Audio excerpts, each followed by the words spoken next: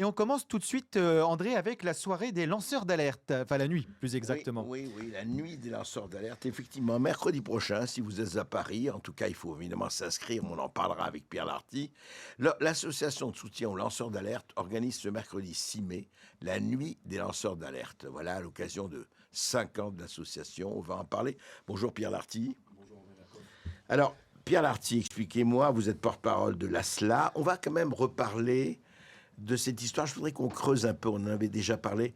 Ces lanceurs d'alerte, est-ce que c'est né, en fait, parce que l'expression, j'ai l'impression, mais je me trompe peut-être, hein, est née avec la médiatisation et l'activité et l'action d'un Julian Assange ou d'un Edward Snowden et compagnie. C'est à ce moment-là vraiment que c'est né? Oui, c'est entre autres à ce moment-là, en tout cas en France, qu'on a entendu parler de cette expression.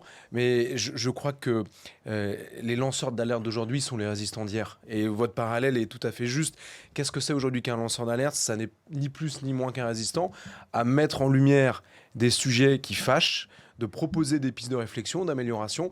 Et donc aujourd'hui, il est faux de dire qu'un lanceur d'alerte ne peut être que sur le terrain de la gauche. Il y a des lanceurs d'alerte à droite, il y a des lanceurs d'alerte désintéressés politiquement. Et voilà, et nous, on soutient une partie de ces lanceurs Non, d'alerte. mais un lanceur d'alerte est d'abord un lanceur d'alerte, parce que s'il est déjà étiqueté et s'est mis une étiquette lui-même, vous avez tout à fait raison. Et je crois qu'il faudrait dire quelque chose, peut-être pour tous ceux qui nous écoutent et qui nous voient. Ça n'a rien à voir avec les fact-checkers, je crois, hein, il faut le dire. Et en quoi ça n'a rien à faire? Non, vous avez tout à fait raison. D'ailleurs, la notion de fact-checking est en soi déjà une première notion de censure. Au nom du fact-checking, on va taire certaines informations, certaines idées, certaines pistes. Non, un lanceur d'alerte est quelqu'un qui pose une problématique peu populaire sur la table médiatique, qui derrière tire les cordes avec plus ou moins de succès. Et vous avez aujourd'hui des lanceurs d'alerte qui dénoncent l'insécurité grandissante dans les transports, l'immigration, et entre la censure soft par le fact-checking, pour certains, vous vivez une censure hard, excusez-moi de l'anglicisme, dans les tribunaux avec des dizaines de milliers d'euros de condamnation, des peines de prison. On a en tête des jeunes garçons et des jeunes filles qui ont pris des peines de prison pour avoir déployé une banderole en démocratie, sans aucun trouble à l'ordre public. Voilà. Sans violence. Sans violence, pacifique. Et puis, ce qui est intéressant, je veux dire, enfin, les journalistes, les médias, c'est fact-checking. En fait, c'est très bien. C'est-à-dire que, originellement, c'est de vérifier les faits, et c'est la première des choses à faire, de vérifier les faits, effectivement. Sinon, on fait n'importe quoi. Mais le problème, c'est que le fact-checking est devenu une étiquette pour qu'un certain nombre de gens, en fait, totalement au service de telle ou telle force politique ou telle force gouvernementale, en fait, truquent les choses. Et on l'a vu avec le Covid, on l'a vu avec le climat, on l'a vu avec la guerre Russie-Ukraine, on la voit aujourd'hui au Moyen-Orient, on la voit effectivement dans les différentes factions. Et le lanceur d'alerte, c'est celui qui dit attention, il allume c'est bien ça, il allume une mèche, il allume une fusée, il dit regardez, il se passe quelque chose là. Les lanceurs d'alerte, pour moi, ce sont des phares. Ce sont des phares dans un monde assez sombre. À la fois, on les repère de loin, et ils sont un repère, et en même temps, ils éclairent une piste, un chemin. On a besoin de lanceurs d'alerte. Je voudrais revenir sur cette notion de fact-checking. C'est vrai qu'il y a quelques années, on a mis en place cette notion de fact-checking. Regardez, aujourd'hui, on arrive à vouloir labelliser l'information. Petit à petit, la dérive, elle est de plus en plus difficile. Donc, il faut mettre un haut là, et les lanceurs d'alerte sont là, justement, pour mettre un stop à ce contrôle permanent de l'information, de qui a le droit de dire ou pas les choses, et sous quel angle. Justement, on va prendre des exemples d'ailleurs, mais ce que vous dites, c'est exactement ça. C'est-à-dire que, c'est pas nouveau, hein, depuis 2000 ans ou 3000 ans, depuis les Grecs, depuis même avant, la circulation d'informations a été contrôlée. Les pouvoirs n'aiment pas, effectivement, la transparence. C'est même leur métier, quel qu'il soit, de droite, de gauche ou ailleurs. Et c'est intéressant qu'à chaque fois, des gens disent, attendez, et pourtant elle tourne, hein, Galilée, et même Aristote et Platon. Et aujourd'hui, effectivement, vous, d'autres, etc., essaient de sortir des choses. D'ailleurs, heureusement, et ça se fait, heureusement qu'il y a un X. S'il n'y avait pas eu X et Elon Musk, franchement, le couvercle aurait été très, très vissé sur un certain nombre de choses. Mais Pierre Larty, donnez-moi par exemple, d'exemples que vous, avec l'association et d'autres, que vous avez essayé voilà, que vous avez des faits, des choses que vous avez lancées et qui disent n'oubliez pas qu'il y a ça dans le tableau. Alors, on a pléthore d'exemples sur beaucoup de sujets. Un exemple qui prouve que rien n'est impossible. Il y a un peu plus d'un an et demi, une vague de censure sur les réseaux sociaux orchestrée par Meta France, avait touché... Meta, Facebook, enfin. Facebook, ça, Instagram, oui, exactement. oui. Avait touché plusieurs personnalités, figures de proue des droites, on va dire de manière générale, des droites activistes, militantes, journalistiques. Et puis ces comptes ont été supprimés sans aucun avertissement. Et les comptes de ces personnes. Exactement. Ouais. Je pense au collectif Némésis, par exemple. Je pense à certains journalistes indépendants, par exemple Frontières aujourd'hui. Et donc, on a orchestré la révolte, si vous voulez, de ces lanceurs d'alerte pour pouvoir dire à Meta, c'est illégal ce que vous faites, c'est démesuré et c'est surtout pas justifié par une quelconque atteinte à votre politique. Et donc, on a gagné sur Meta. Donc, vous voyez, un géant du numérique, Alors, comment ça s'est passé? Vous avez gagné comment? C'est-à-dire, vous avez fait il y a eu un procès, il y a eu une action judiciaire ou pas? Alors, en l'occurrence, on n'a pas eu besoin d'un procès. Meta a reculé, vous voulez dire? Voilà, on est rentré en contact et puis on a orchestré les choses. Vous avez des cas beaucoup plus délicats où vous avez des procès.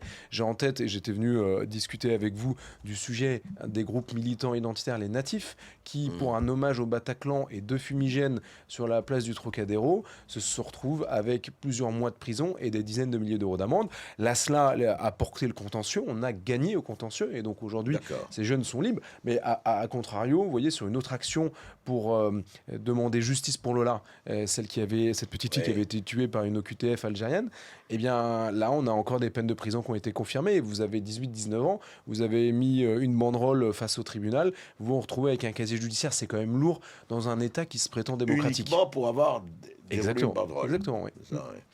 Donc vous pouvez, la SLAP se porte partie civile, enfin ou porte dans certains cas, ou se porte plainte, etc. Mais autrement, le lanceur d'alerte, à votre avis aujourd'hui, c'est devenu en fait une dimension de n'importe quelle démocratie, de n'importe quel, d'un pays où on a besoin de rappeler des choses. En fait, au fond, ce que vous faites, c'est ça. Il y a un tableau. Le tableau, c'est le monde. Il y a des gens qui ne veulent voir qu'une partie du tableau et ignorer l'autre partie. Et les lanceurs d'alerte, c'est fait pour éclairer toutes les parties du tableau, en tout cas essayer. Exactement. Et d'ailleurs, on assiste à quelque chose de très intéressant à l'aune de la commission d'enquête parlementaire sur l'audiovisuel public avec Charles Aloncle. Regardez, les mêmes qui passent leur temps à vouloir de la transparence, de la démocratie, de l'égalité, LFI, les socialistes, ont voté contre la publication de ce rapport. Ils peuvent ne pas être d'accord avec le contenu de ce rapport, mais ils sont en tout cas gonflés de nous donner des leçons de transparence, alors même que c'est un rapport avec un parti pris, peut-être une subjectivité, mais en tout cas, on n'a pas à cacher l'information.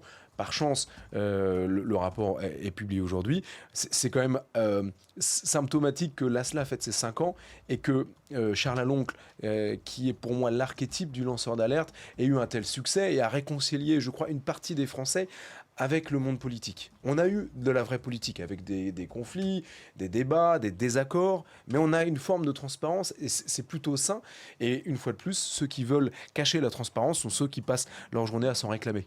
Mais je vais vous dire, il y a un exemple plus formidable, encore plus formidable. Nous n'avons été que des transmetteurs. Nous avons ici, dans Berkoff sur le Vif, sur Toxin, nous avons été les premiers à faire...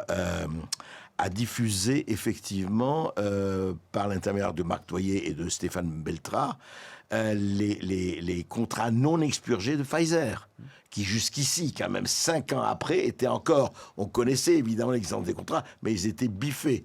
Ils ont eu les contrats non expurgés, comme certains autres, mais voilà, et ça a été diffusé. Ça s'appelle aussi un lanceur d'alerte, vous voyez, c'est un Marc Toyer qui a eu ce drame avec son épouse, Stéphane Beltra qui a eu un drame avec son fils, et puis d'autres qui se sont battus depuis longtemps là-dessus. Et ce qui est extraordinaire, pourquoi je vous parle de ça, et c'est là où vous avez vraiment du pain sur la planche, c'est que vous savez que quand on a demandé aux parlementaires européens, il y a eu un amendement qui disait « Sortez effectivement les contrats non expurgés ». C'était il y a 2 ans. Les 2/3 des députés européens ont voté contre la transparence. C'est extraordinaire ça. On s'est dit mais la transparence c'est le premier des éléments d'une démocratie. Alors, et au-delà de ça, je dirais, arrêtons de prendre les gens pour des imbéciles. On peut avoir de l'information qui soit peut-être incomplète, imparfaite, mais les gens ne sont pas idiots. Si ça dérange le peuple de lire d'avoir accès à ces contrats, eh bien, ils le lisent pas, ou alors ils se disent il y a quelque chose de pas normal ou de faux. Mais arrêtons de vouloir sans cesse infantiliser dans une démocratie les peuples. Les gens ont un libre arbitre, les gens ont une conscience, les gens ont un sens de la réflexion. Donnons-leur les informations, toutes les informations, aussi subjectives soient-elles, et les gens se feront leur propre avis tout seuls. Tout à fait. Alors, qu'est-ce que vous allez faire? Alors, quels sont les thèmes de ce 5e anniversaire? Je rappelle, c'est ce mercredi 6 mai, la nuit des lanceurs d'alerte à Paris. Est-ce que, si les gens veulent y aller ou s'inscrire, c'est possible ou pas Alors, c'est encore possible à l'heure où je vous parle, mais il reste très peu de place. Donc, si les gens veulent s'inscrire, c'est sur asla.fr. Il y a une billetterie en ligne. asla.fr. asla.fr. Alors, qu'est-ce que vous allez... C'est quoi? Vous allez faire des prix? Vous allez faire quoi exactement? Un peu sur le modèle des Oscars. Vous voyez, on va remettre des prix à certains lanceurs d'alerte.